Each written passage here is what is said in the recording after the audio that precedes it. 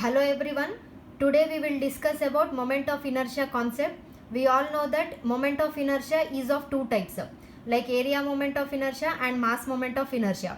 Same like centroid and center of gravity, we will get the concepts of area moment of inertia and mass moment of inertia. For the plane figures, we will have only areas, we will not have any masses for the plane figures.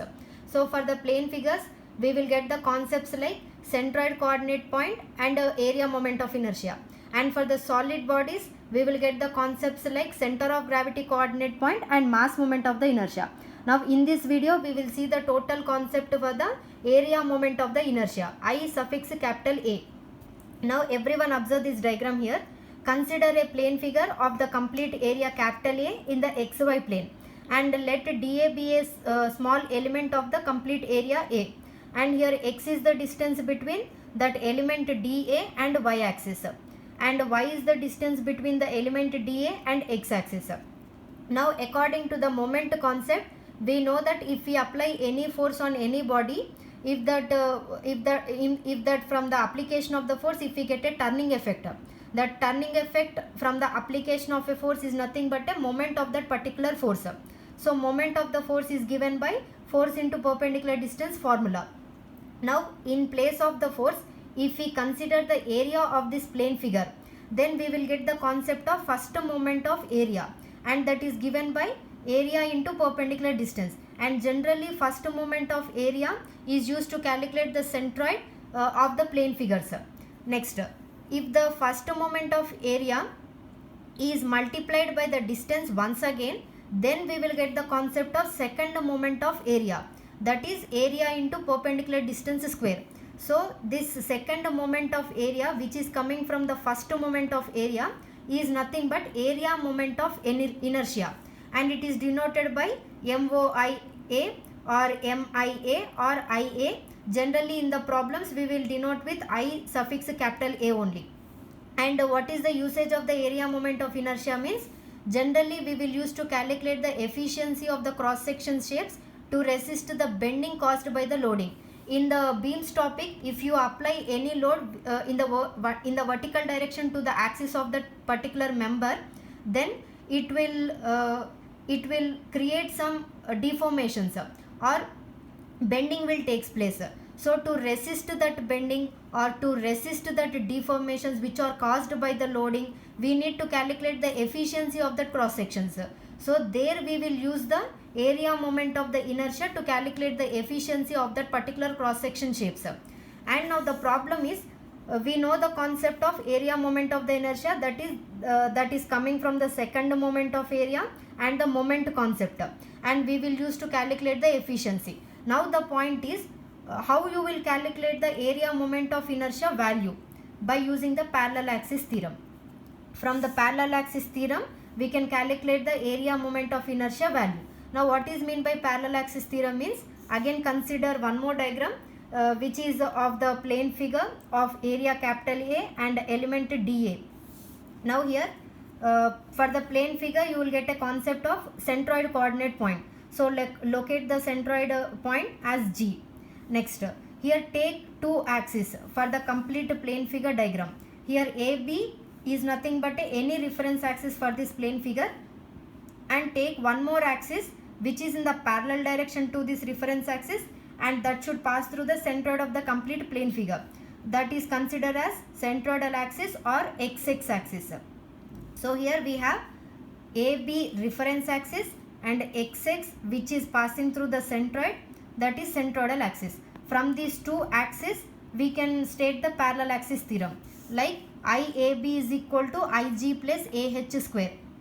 Here IAB is nothing but area moment of the inertia about the reference axis. IG is nothing but area moment of the inertia about the parallel axis which is passing through the centroid of the plane figure. A is nothing but complete area of the plane figure. Next, H is nothing but distance between the two parallel axes.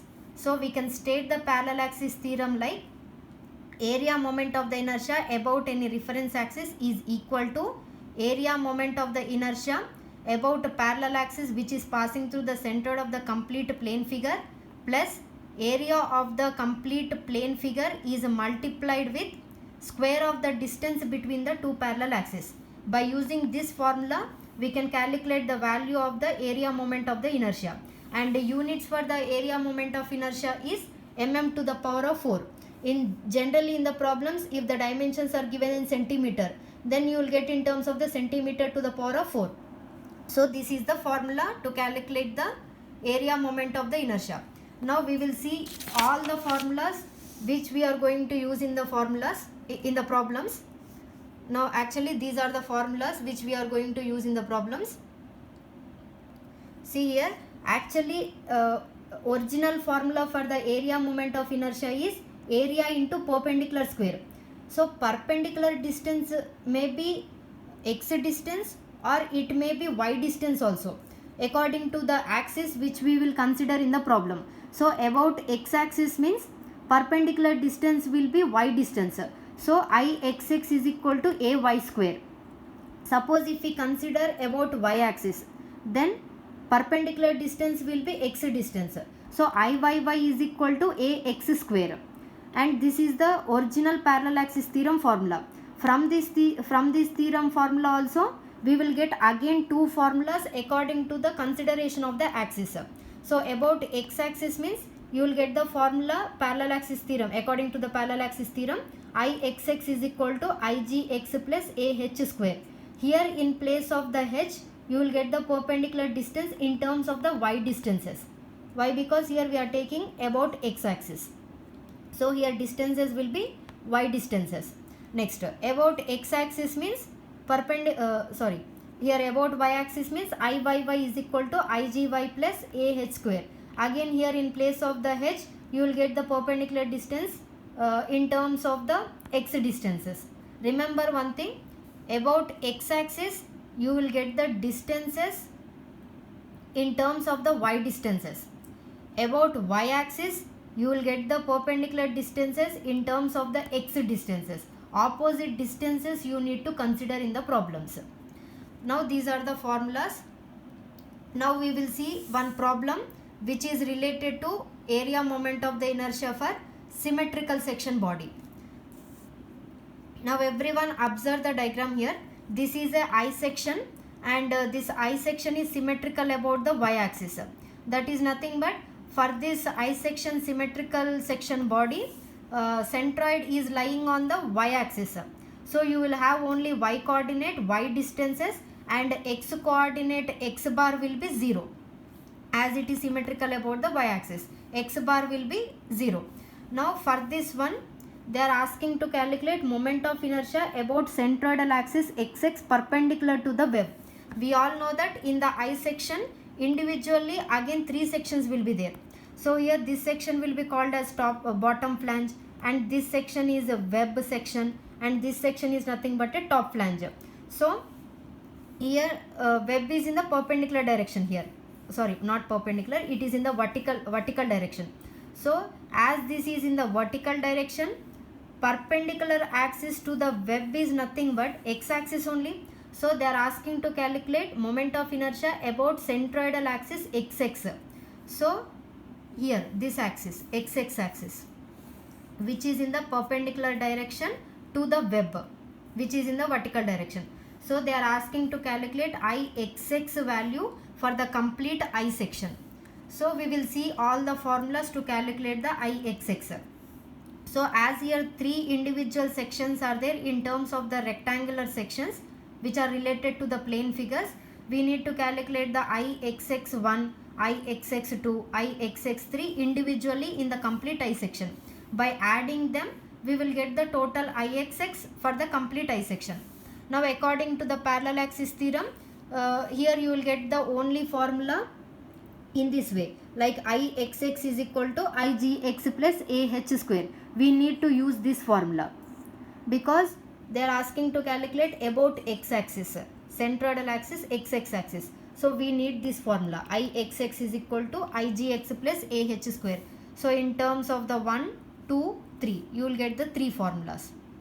So by using these 3 formulas, which is coming from this main formula, 4th formula, you need to calculate Ixx value. Now we will see the procedure. Actually this is the original diagram which is given in the question. Now we need to draw the original diagram once again in this manner, and in this diagram we need to locate y distances and h distances and y bar coordinate to the x bases and between the axis. Now here we will consider this section as the first section, this one as the second section, and this one as the third section, and write the individual dimensions for the first and second and third sections. Like for the first section 5 and 2 centimeters, for the second section 2 and 10 centimeters, and for the third section 10 and 2 centimeters, which are coming from the main diagram only, given diagram. Next, locate the centroid points for the individual 3 sections. So here one centroid point, here centroid point, here centroid point for the 3 sections. Next, as this complete I section is symmetrical about the y axis, you will have only y distances to the x base. So project the x base. Next we will see the y distances between what and what. So here y1 is the distance between centroid of the first section to the x base. y2 is the distance between the centroid of the second section to the x base. y3 is the distance between the centroid of the third section to the x base. And now for the complete I section, centroid point will be somewhere. So let us consider here. So here this is the centroid point G point. So from that point to the x base, so that is the distance y bar distance. Next, after locating the y distances y1, y2, y3 and y bar, we need to locate the h1, h2, h3 distances. Now how you will locate these distances? H distances are coming from the parallel axis theorem. From the parallel axis theorem, from that main formula, h is the distance between the two parallel axes. So to locate this h1, h2, h3, we need to consider two parallel axes of the individual sections and the complete I section also. Now here project one xx axis which is passing through the center of the first section. Project one more xx axis which is passing through the center of the second section. Project one more xx axis which is passing through the center of the third section. Next, project one more xx axis which is passing through the center of the complete I section. Why here we are projecting the xx axis only? Why? Because they are asking to calculate the centroidal axis xx only. So we need to project the centroidal axis which are passing which are in the parallel direction to the x base, that is nothing but xx centroidal axis. So we have projected the xx axis which are passing through the centroids of the individual sections and for the complete I section also. Now we got the parallel axis. From that parallel axis consideration, we can locate the h1, h2, h3 distances. Now here h1 is the distance between the centroidal axis xx axis of the first section and xx centroidal axis of the complete I section, h1. Next, h2 is the distance between centroidal xx axis of the second section and xx centroidal axis of the complete I section. Next, h3 is the distance between xx centroidal axis of the third section and xx centroidal axis of the complete I section. In this way, from the parallel axis theorem, by using the parallel axis theorem, we have located the h1, h2, h3 distances. From this diagram, we can know the distances between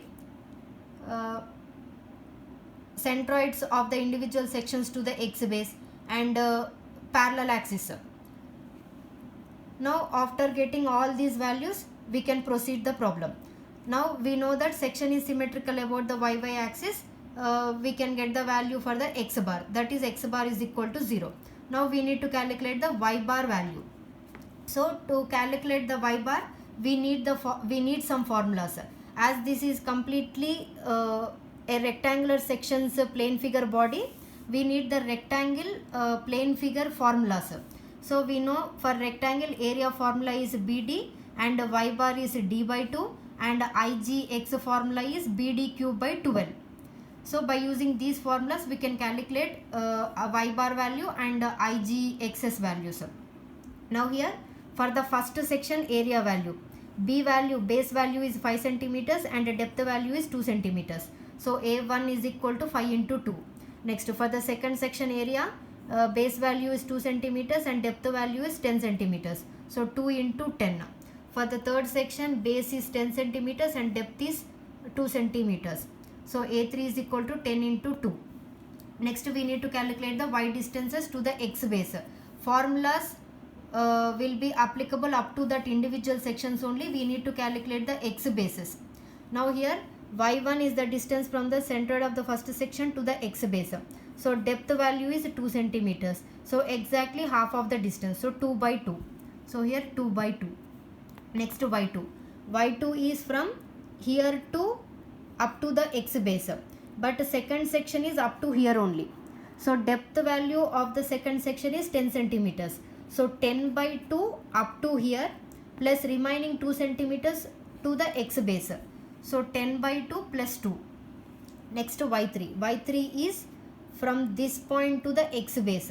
So depth of the third section is 2 centimeters. So formula will be applicable up to that individual section, third section. So 2 by 2 plus remaining 10 centimeters, next plus remaining 2 centimeters up to the x base.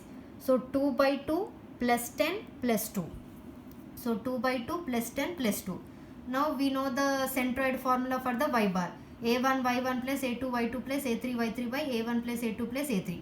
By using this formula we can calculate the y bar value. Now from this centroid calculation we got the y bar value. Now as here 3 sections are there, we will calculate the IXX1, IXX2, IXX3 individually. Now we know the IGX formula as BDQ by 12. So for the IXX1 calculation, we need IGX1 and area value and H1 value to substitute in the parallel axis theorem. So here IGX1 is equal to B1 D1 cube by 12. For the first section, base is 5, depth is 2.